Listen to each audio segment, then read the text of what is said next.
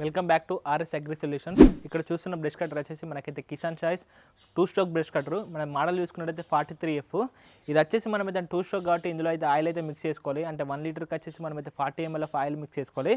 దీని సీసీ చూసుకున్నట్టయితే మనకైతే 43cc హెవీ ఇంజన్తో అయితే వస్తుంది. మనకు ఇందులో పిస్టన్స్ కూడా చాలా హెవీ అయితే వస్తాయి.